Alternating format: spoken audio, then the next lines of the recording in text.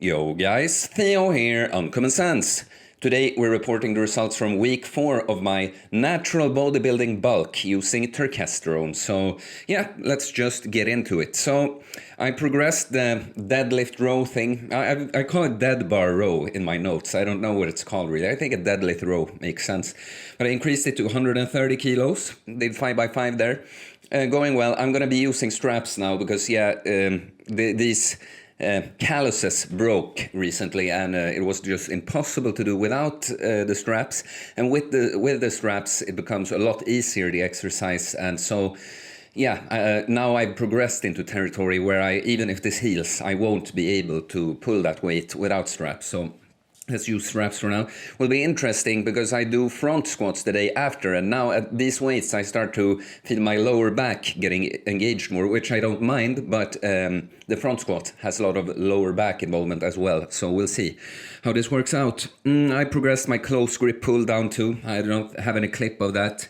But yeah, I started out doing like 12s at 80 kilos, and then I moved up to 85, did 10s, now I'm up to 11% there.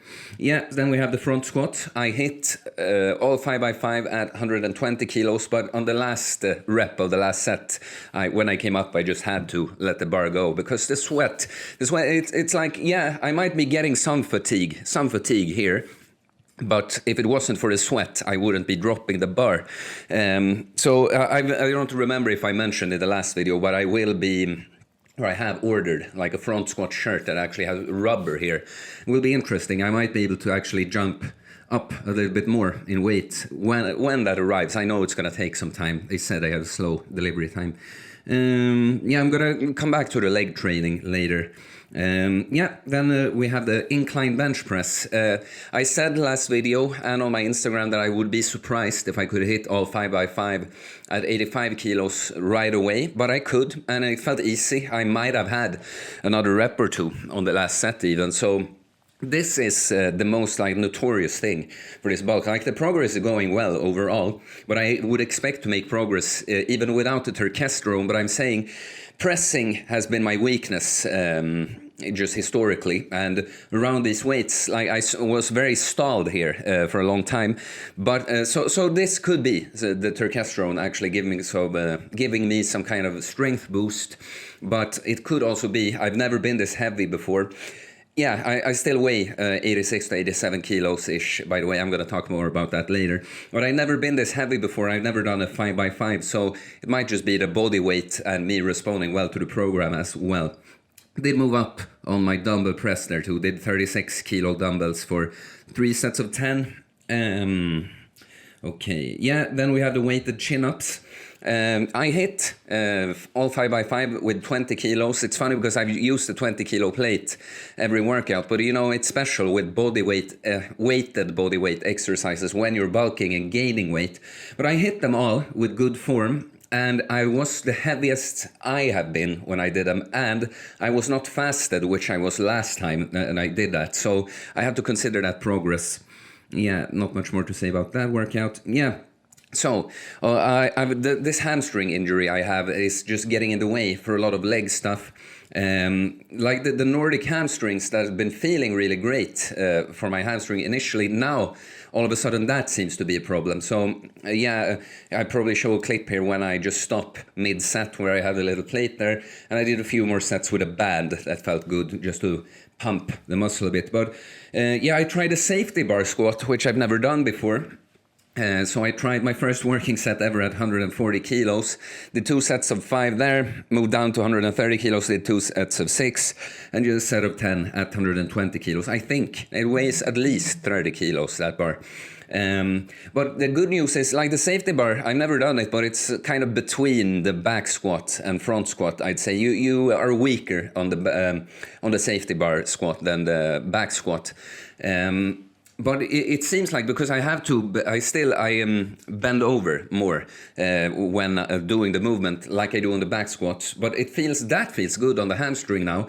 But I think it's so unpredictable, and the hamstring gets in the way of a lot of exercises right now. And if I just ignore it, it gets really inflamed, So I think from this point, since squat seems to be working well, I think I'll try the next workout. That's this leg workout. I'll try regular back squats, and I'll just focus on progressing the squats. The reason I do the front squat to begin with, like, yeah, it's a cool movement. I wanted to learn it and have it as a variation. But for hypertrophy, building muscle, it's not the best one, because most of the time, like this part and your upper back strength will be the limiting factor rather than your legs. Not that you can't build any leg muscles at all. There, it will hit the quads more than the back squat. Like, it will be more quad focused, but yeah, it's really optimal. If I can have the back squat and the front squat, that's great, yeah, and then today I did the dips, and I actually ended up doing exactly the same as last workout.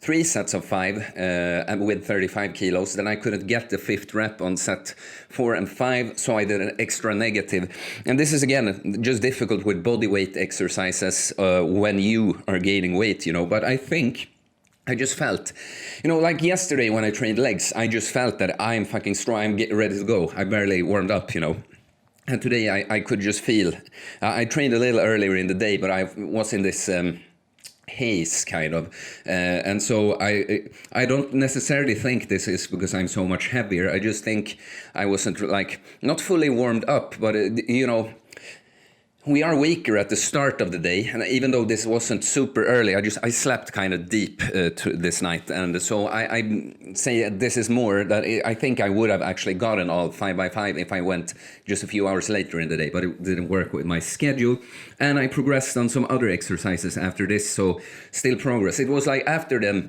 first 3 sets, I was like more awake, more present, but then I'm also fatigued in the muscles, But I am on the incline dumbbell press. I did 34 kilo dumbbells, like sets of 10 last workout. Now I managed to get 11 reps.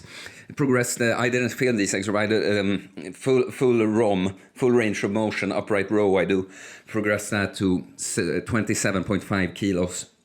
Yeah, so that's basically it from week 4. So we're 1 month in. Yeah, and my body weight is stable at 86, 87 kilos. It's both that now my body, let's put up the pictures, like the pictures from today and the starting pictures, always going to show like today's pictures on the day of filming and compare it to the first pictures. But stable at 86 to 87 kilos, and I actually had some minor food poisoning earlier this week. It's a mistake I do when I'm out of meat from my butcher. And I have to buy some from the grocery store. I kind of forget that it's not the same quality.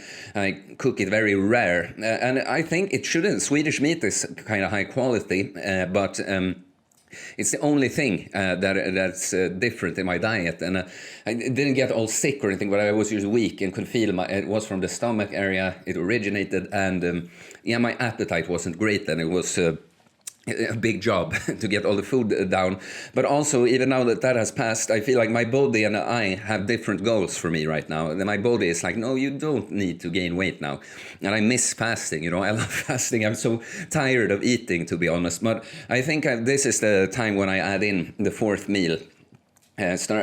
Usually this is on most days I eat first at 11, then at 3, then at 7. Now I'll probably add in a meal at like 9 or something, just to be able to get all the food in, because I still think I can make progress. I can use my body fat as the surplus for a little more time still, but I will want to gain weight.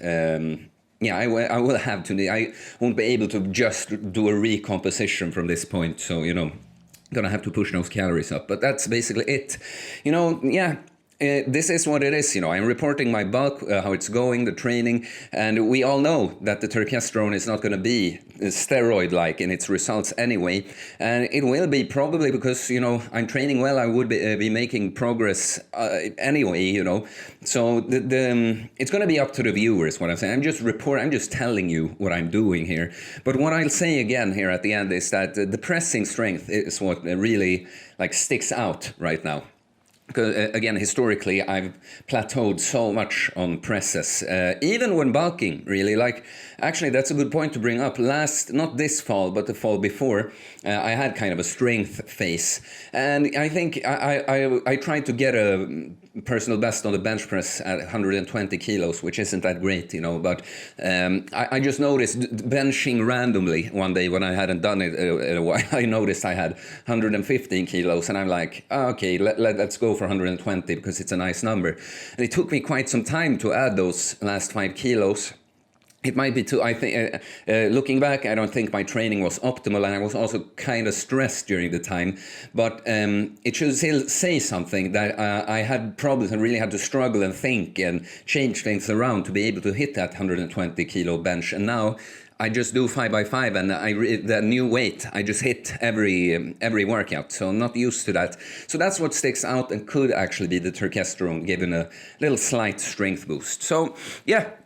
That's it for week 4. Yeah, you know, guys, please comment, please comment and like. All comments and like help support the channel, so it's very much appreciated. Please subscribe to follow me on this Turkesterone bulk, but also for content about fitness, fasting, losing weight, building muscle, uncommon sense takes on everything you could ever imagine. Okay, guys, have a good weekend. I'll see you later. Peace.